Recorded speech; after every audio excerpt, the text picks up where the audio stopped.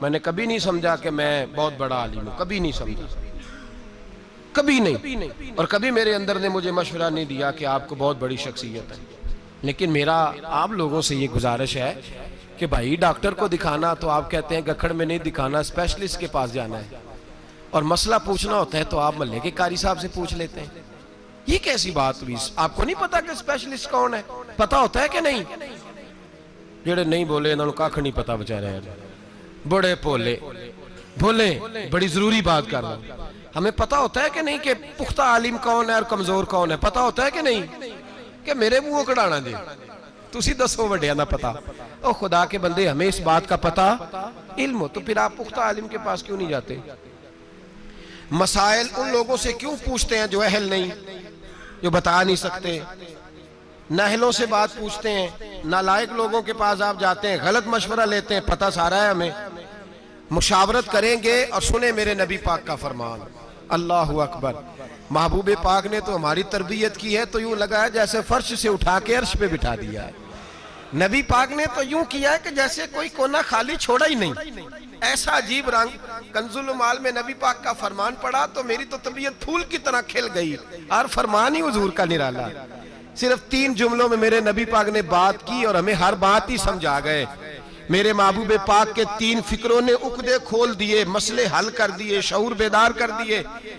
نبی پاک نے فرمایا جب شادی کرنی ہو تو جوان سے مشورہ نہ کرنا، جب صدقہ دینا ہو تو کنجوس اور بخیل سے مشورہ نہ کرنا، اور فرمایا جب جہاد میں جانا ہو تو بزدل سے جا کے مشورہ نہ لینا۔ 3 باتیں کی اور اگلا سارا مضمون حل کرا دیا۔ فرمایا باقی ہر چیز اس پہ اپلائی کر لو، باقی اس سے استدلال کر لو، باقی اس کو سامنے رکھ لو۔ جب تم نے شادی کرنی ہے تو جوان آدمی سے مشورہ سن لے، جوان آدمی سے مشورہ۔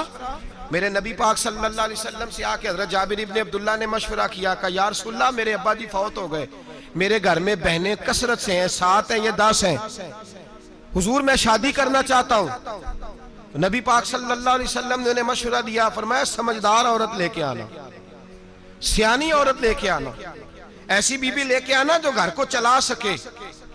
کسی ایسی نو عمر دوشیزہ سے شادی نہ کرنا جو آئے تو اس کا مقابلہ شروع ہو جائے۔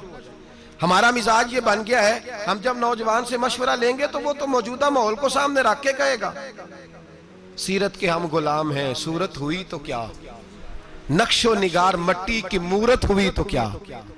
سنجیدہ لوگوں کے پاس جائیں آپ۔ میرے نبی پاک علیہ السلام نے امت کے نوجوانوں کو شادی کا مشورہ دیا تو حضور نے فرمایا لوگ حسن دیکھ کے شادی کرتے ہیں، حسن دیکھ کے شادی نہ کرنا، یہ ڈھل جایا کرتا ہے، ڈھل جاتا ہے۔ فرمایا لوگ دولت دیکھ کے شادی کرتے ہیں، پیسہ دیکھ کے شادی نہ کرنا، یہ آدمی کو متکبر بنا دیتا ہے۔ لوگ بہت بڑا نام دیکھ کے شادی کرتے ہیں، فلاں M N A M P A Chaudhry کے رشتہ داروں میں شادی دیکھ کے نہ کرنا، یہ آدمی کو نبی پاک صلی اللہ علیہ وسلم نے فرمایا انا کا پجاری کر دیتی ہے یہ چیز۔ یا رسول اللہ کیا دیکھیں؟ فرمایا جب بھی دیکھنا دین دیکھ کے شادی کرنا۔ اگر دین دیکھ کے شادی کرو گے دیندار عورت سے تو کم از کم تمہارے گھر میں پردے کا رواج تو رہے گا، کم از کم تمہاری بیٹیوں کے گناہوں پر پردہ تھوڑی ڈالے گی۔ مشورہ دیا میرے نبی پاک نے، فرمایا شادی کرو۔ آپ کنجوس کے پاس چلے جائیں، کہیں میں نے صدقہ دینا ہے، وہ کہے گا بھائی سارے بندے ہی فراڈ ہیں، یہ جتنے خیرات مانگنے والے ہیں سب کوٹھیوں والے امیر ہیں، بالکل نہ دینا کسی کو بھی، کیونکہ خود کنجوس ہے بیچارہ۔ یہ مسجد نہیں بن رہی ہے، کنجوس آدمی سے مشورہ کر لیا یا چندہ دے دوں، اس نے کہا پہلی مسجدیں بھری نہیں جاتی، مولوی نے نہیں شروع کر دی ہے، چھوڑو کوئی ضرورت نہیں، چھوڑو۔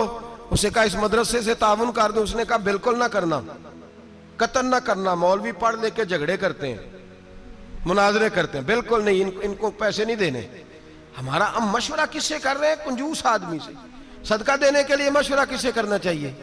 سخی سے، سخی سے مشورہ کرنا ہے۔ میرے رسول پاک علیہ السلام کے پاس صحابی آئے کچھ مانگنے، حضور کچھ دیجئے، تو نبی پاک نے کہا بلال کچھ ہے گھر میں؟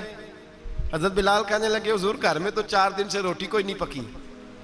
تو نبی پاک نے فرمایا یہ میری زرہ اٹھا فلاں یہودی کے پاس جا، اس کو رکھ دے وہاں گروی رہن رکھ دے، اس سے پیسے لے آ، اس کو دے دے، یا اس بندے کو کہہ کہ فلاں یہودی کے پاس جائے، فلاں آدمی کے پاس میرے نام پہ قرضہ اٹھا لے۔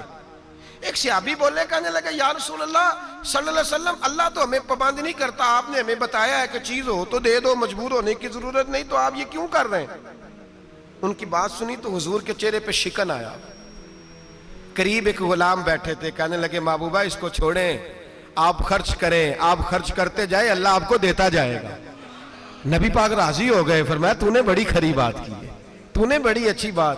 ہم نے پیسے بچانے ہوتے ہیں تو کنجوس کے پاس چلے جاتے ہیں، کیوں جی کروں کچھ، دین کے بارے میں مشورہ کرنا ہے تو بزدل کے پاس چلے گئے، اس سے جا کے مشورہ لیا، جہاد پہ چلا جاؤں، مسجد جایا کروں، فلاں عالم کا سپہ سالار بن جاؤں، کا بالکل نہ جانا، مولوی تو مروا دیتے ہیں، بالکل نہ جانا، وہاں تو ایسے ہوتا ہے، بم بلاسٹ ہوتا ہے. آپ بزدل کے پاس چلے گئے، آپ بزدل کے پاس چلے گئے، آپ وہاں کیوں نہیں گئے کہ ایک بی بی 4 بیٹے لے کے حضرت عمر فاروق کے پاس آئی، اور جب بیٹے سامنے کھڑے ہیں تو وہ خاتون رسول اللہ کی کنیزہ حضرت عمر فاروق رضی اللہ تعالیٰ عنہ کے سامنے بیٹے کھڑے کر کے کہنے لگی حضور میں نے اپنے بیٹے کو کہہ دیا ہے کہ جس نے پشت پہ تیر کھایا میں اسے بیٹا نہیں مانوں گی، میرا بیٹا وہی ہوگا جب جہاد سے واپس لوٹے گا تو سینے پہ تیر کھا کے آئے گا.